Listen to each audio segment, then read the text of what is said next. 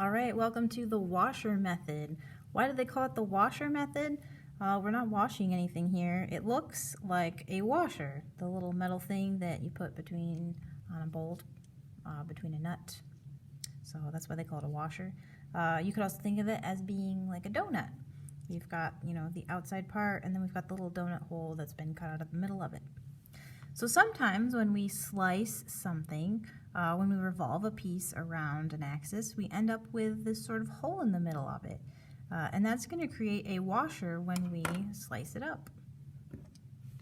How would you find the area of it? Well, if you think about the washer or the donut, you would take the area of the big thing and then subtract out the area of the smaller thing. So we have area of a large circle right here. The big capital letter R stands for the larger radius, the outer radius, and then the smaller r stands for the inner radius, the smaller radius. So we have the area of the big circle minus the piece that we cut out of it, the inner circle, area of the inner circle. Right, so remember that whenever we're talking about capital letter R, we're talking about the outer radius, some sort of f of x. It's a function, some kind of function. And when we're talking about r, we're talking about the little case r, that's the inner radius, or the donut hole that you cut out of the donut, and that is g of x, a different function. All right, so we're going to have one function minus another function. All right, here we go. To find the volume of a solid of revolution, where each slice of the region to be rotated is perpendicular to the axis of rotation, we have these two formulas that she has given for you. Notice it's the outer minus the inner.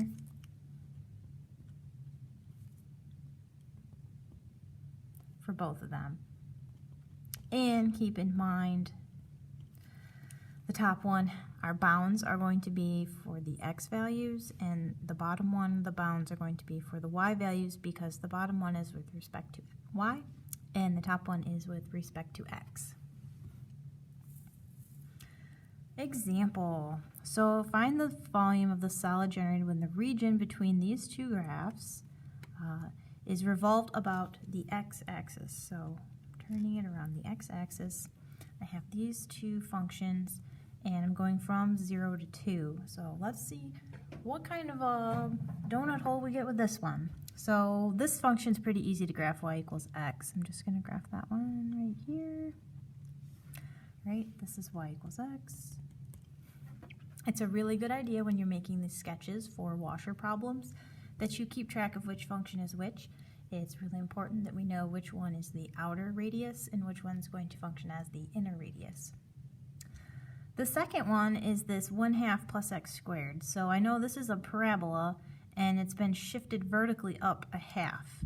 So where this graph was starting at 0, 0, this graph is starting at 1/2 and kind of going up like this, like a parabola would. Right?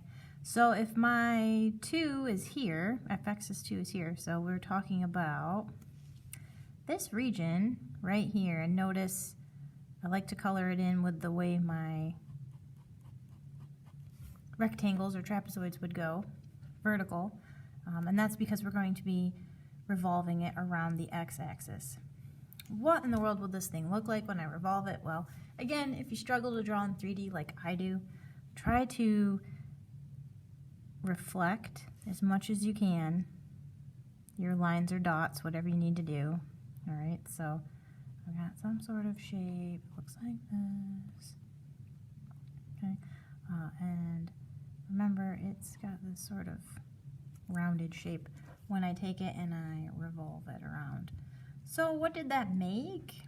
Well, it sort of looks like the trumpet bell thing we saw up top here, except it's hollow on the inside like a real trumpet bell would be, right? So it's sort of like a hollowed out trumpet bell. Cool. So how am I going to decide which radius is the outer radius and which one is the inner radius? Well, you want to think about, since this is symmetrical, since we rotated it around, I'm looking at my distance from the line I rotated it about.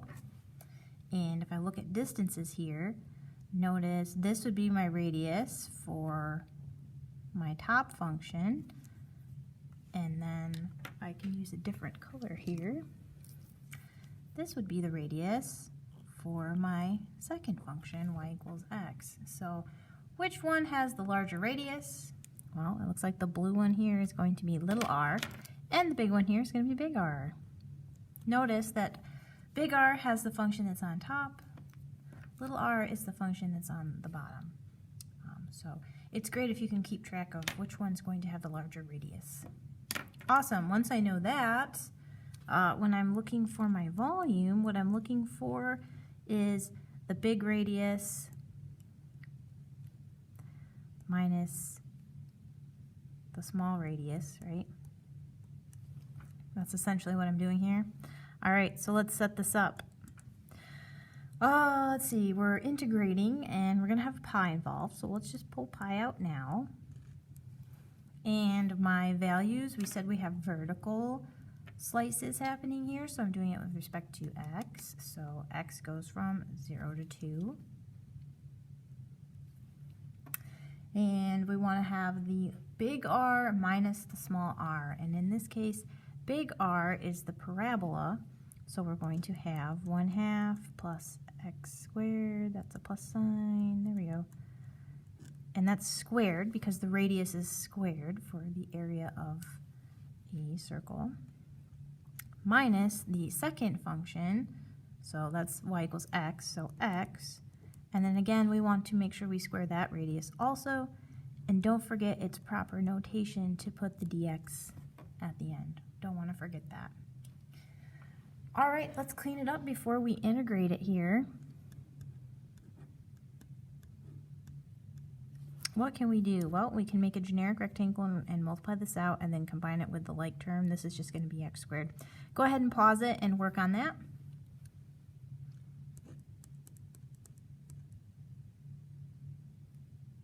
I'm really struggling for those plus signs today. We get x squared, x to the 4th, and minus an x squared. Minus x squared comes from here, the little r. Alright, so when we go and clean this all up, I put the pi on the wrong side too. Wow. You can tell I'm getting tired. Maybe it's time to go home. Alright, from 0 to 2, when we clean this all up, the x squareds cancel each other out, and I'm left with just 1/4 plus x to the 4th dx. Alright, and now it's time to integrate. So go ahead and integrate, pause the video, and find the final volume.